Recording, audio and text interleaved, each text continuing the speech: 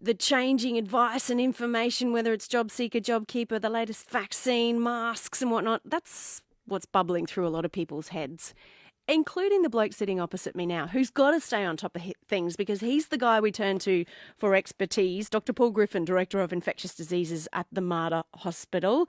Got a handle on vaccines as well around the place. Hello, Paul. Hello, thanks for having me. Now, for so long now, I've just thought of you as, the scientist, the guru. I just looked at you as you walked in this morning and thought, is this man a human being with a life outside of the lab? And I said, are you juggling other aspects of life? And you so casually mentioned all of the children that you have, Paul. What do you got? So we've got 9-year-old twins and a 5-year-old. Do you remember what they look like? I do. They keep us on our toes, but I try and get home early in the afternoon, spend a couple of hours with them and then sort of get back to work after that. So I try and spend as much time with them as I can. Such a hectic time for you and your colleagues at the moment. If you've got a question for Dr. Paul Griffin, Director of Infectious Diseases at the Mater Hospital, it might be about the virus, it might be about contagion, it might be about vaccines or scams you've seen, 1300 222 612. You can call now or you can send a text 0467 222 612. Norbert, the vet, has sent you a text straight up, Paul. He says, could you ask Dr. Griffin about the Zoonomicrobe Shield Surface Sanitizer, please? Norbert says, it sounds too good to be true. You ever heard of that? Yeah, look, I think if something sounds too good to be true, it often is. And, we have to remember that the basics are the things that are so important here. Simple hand hygiene, staying away from other people and just cleaning with pretty much anything if there's a surface that you're worried that might be contaminated. There's a lot of products coming out that will claim they persist for days or weeks or even months and prevent the virus landing on those surfaces. I think a lot of those claims aren't fully substantiated. So, I try and use reputable products as much as you can, and I'd be wary of people making claims that sound too good to be true. And when you say reputable products, what would be the minimum bar you're looking for? Well, pretty much any cleaning product that you get from the supermarket is fine. We like bleach-based things if we're really worried about surfaces, high-touch surfaces or, hospital environments and those sort of things. But for general household cleaning, basically any detergent or bleach-based product would be fine. So if it's not making a sparkling COVID-19 related claim, it's probably okay.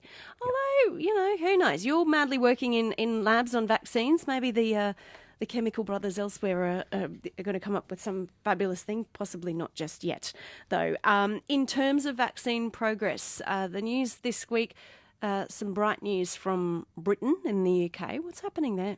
Yeah, so the Oxford group published their early phase results in the Lancet. There was actually another article in that same journal from a Chinese group as well, very similar vaccines, and both with positive results. So they showed that in the phase 1 and 2 studies, the vaccine was safe and generated really good responses. So that's really positive. We need to be cautious in overcalling that, though, so we can't say these vaccines work until they're in the later phase or the phase 3 trials, where they're given to thousands of people, and we see that people that have had the vaccine are protected. We haven't got that yet, but the results to date are really promising and they're progressing really quickly. And the other part of all the vaccines being made now, the good ones that is that they're already looking at scaling up manufacturing. So the Oxford groups collaborated with a big pharma company to be able to make lots of doses of that vaccine, hopefully by the end of the year. So that's really positive news. Okay, so that's phase 1 and 2 that's been done in the UK and in China, and we're just phase 1 here in Well, so the UQ vaccine's in phase 1. The Novavax vaccine is nearing the end of the phase 1, and the plan will be to progress to the phase 2 as soon as the results support it. So that'll only be a few weeks away. Okay, and that of course prompts the discussions about the manufacturing of the doses. Who will make the vaccine for us here in Australia? So the UQ group have announced a collaboration with our largest vaccine manufacturer, CSL. So that's been announced, and that's public knowledge, and that's great news. So again, that vaccine, if the data supports it, there'll be scaling up activities that will happen concurrently. So there'll be lots of vaccine available. So that's great news. Made here in Australia. Correct. Yeah, and I know there was discussion about whether Kate Jones had managed to secure a number of doses for that. That seemed to be sort of talked about and then walked back a little bit by CSL, saying that they're in discussions. Has there been a firm commitment on sort of locking away or quarantine a certain number of doses? I think there's certainly an intent to have something to that effect. I can't comment on the specifics of that at this stage, but I think all of these vaccines that are scaling up manufacturing, there'll be an element of vaccine delivered to where the funding's come from and where they've been made. And I would hope that also considered when we look at rolling out any of those vaccines, if they're proven successful, would be that we do it on a priority basis. So the parts of the world, the people in those parts of the world that will get the greatest benefit will also get access fairly quickly. So all those things will be considered. Yeah, the number of doses was something like 100 million from CSL. Yeah, that's right. Yeah. So to secure that many, I mean, there's only 25 million Australians. Is the idea that they might need a second dose of the vaccine? So we think that a lot of the vaccines out at the moment will probably require a second dose. So that will certainly be factored into those calculations as well. It's just in contrast to the UK government signing a deal for 90 million doses. I mean, much bigger population over there. Are we just more cautious? It's a complex arrangement, and I think we want to try and make sure we've got as much vaccine available as possible to the people that need it. And then there'll be some use on a prioritisation basis as well around that, I would expect. But those things are still being worked out at the moment. But, either way, the vaccines that are progressing through clinical trials, it's always great news to get positive results, and there's quite a few promising candidates that are progressing really well. So, that's really exciting.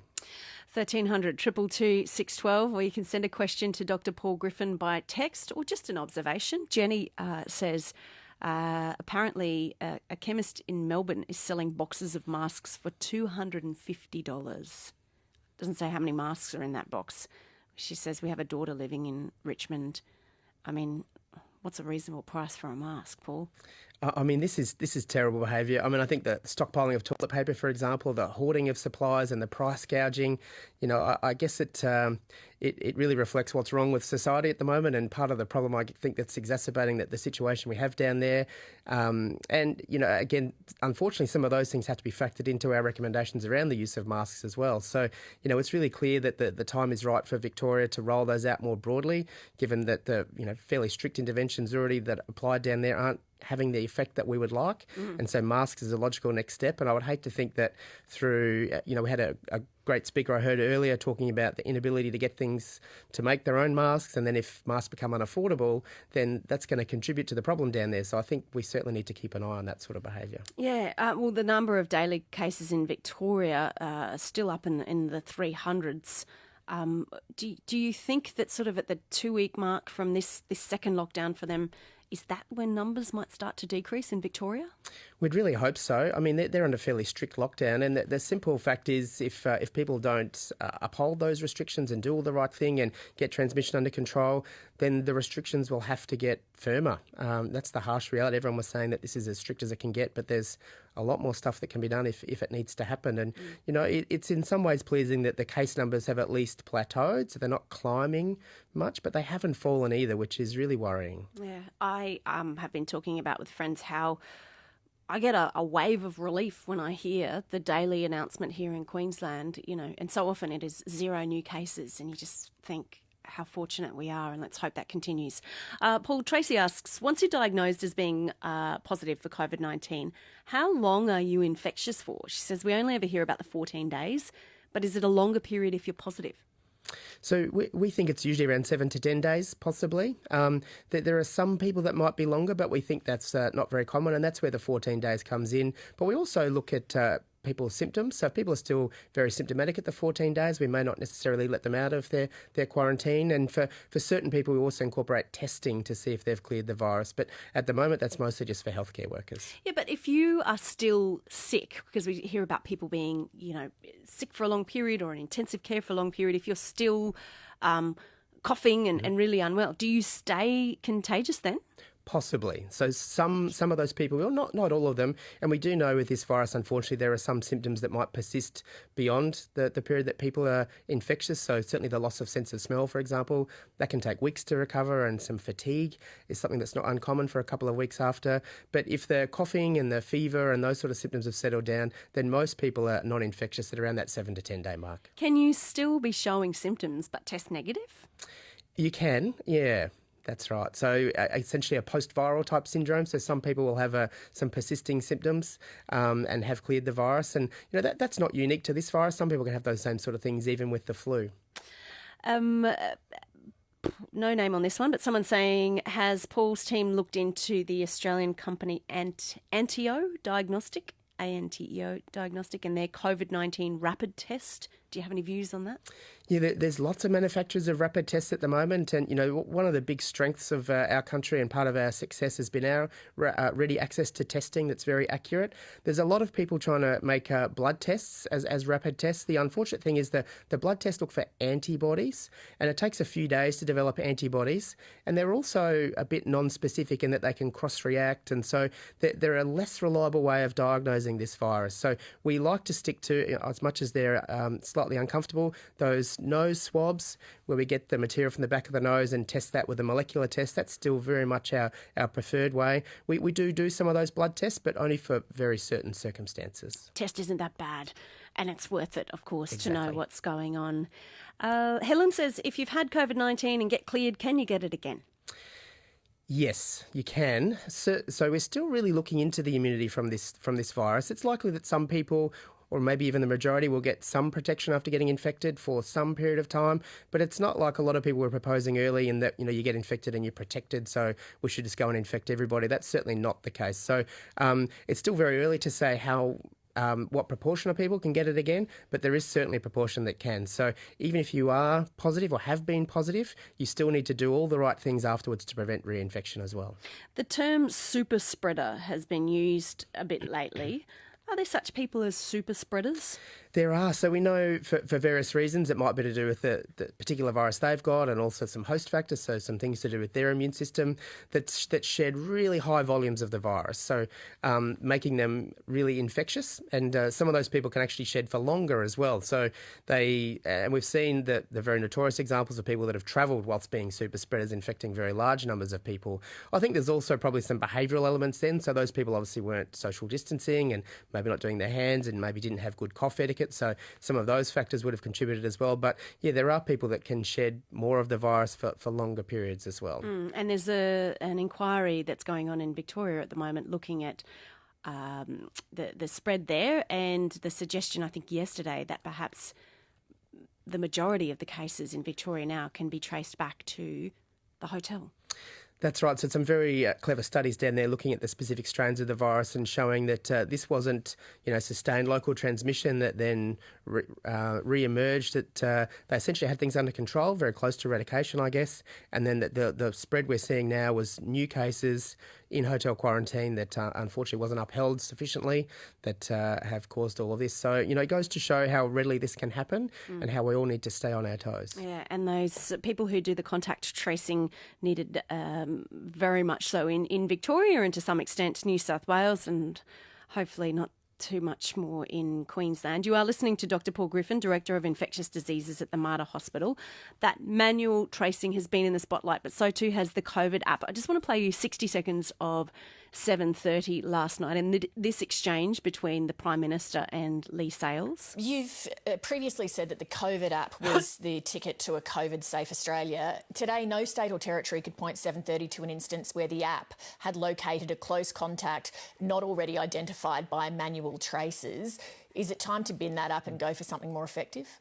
No, that would be ridiculous. That would be dangerous. Well, I just told you no state could point to where it's helped. No, but what it does is it works with the manual tracing. The two go together. I mean, there are hundreds and hundreds of cases that have been identified that have also been identified by the manual tracing. Now, in many parts of what we saw in Victoria, that app wasn't downloaded amongst many parts of that community. We're about at 40% downloads across the potential population who can download that app. Now, that means there's 60% of the population who hasn't. But at 40%, that's one of the highest rates for an app of that sort in the world. And so it is an important safeguard, it is an important assistance, and it is available. Now, in many other states and territories, they haven't had any cases for community transmission where it could have provided any role because you're able to track the source to a quarantine case or something of that nature. So I found that the COVID-safe sledges that have been coming just a little bit politically opportunistic. Dr. Paul Griffin, is the app still valuable? I think so. So the manual tracing is great and has been really effective, but there's a finite capacity there. If the numbers keep growing, we're going to overwhelm that, and they're going to need as many tools to help them as possible. And this app could potentially be that tool. And the other thing, that the success of the app, like any intervention, and it will be the same for our vaccine, is entirely dependent on the uptake. So if there's not enough people with the app, it's not going to work. But if everybody gets it, even if it's not perfect, it will have an impact. So I'd certainly encourage people to get it, have it switched on. Are other countries using it? Like, is America using an app? I think most countries have at least one app or a couple, but they all perform slightly different functions. Okay, as always, a rush of questions for you in the last 6 minutes before we lose you at 10, and then you head off into the sunset. I understand you're going to take a holiday at some point. Very quickly, let's go through these. Dana says, what's in the vaccines being developed?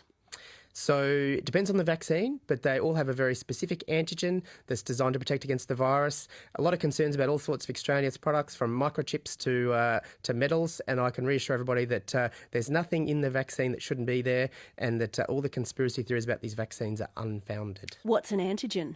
So an antigen can take many forms. For a majority of the vaccines, it's simply a protein manufactured in the laboratory based on the genetic sequence of the virus to represent a small part of what's normally on the surface of the virus. So no live virus, no actual virus involved in the manufacturing, a very pure protein that would normally be on the surface of the vaccine that will hopefully give us an immune response to protect from infection. What is the shelf life of the COVID vaccine going to be? From Gary.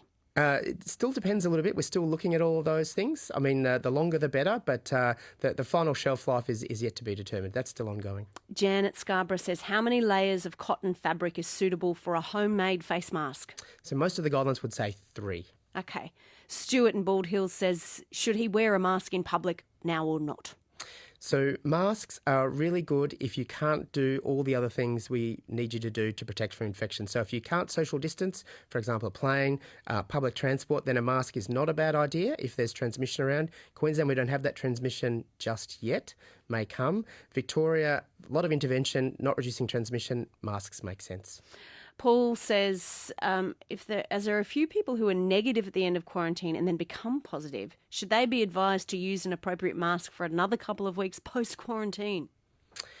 We want people to be isolated if they're positive. So if they need to engage with healthcare, for example, then we do put a mask on them to reduce their chance of spreading. But basically, if you're positive or been told you're positive, then you should be by yourself at home. Also from Paul, if immunisation immunity is short-lived, how will it be rolled out to billions of people at once to improve the chance of worldwide eradication?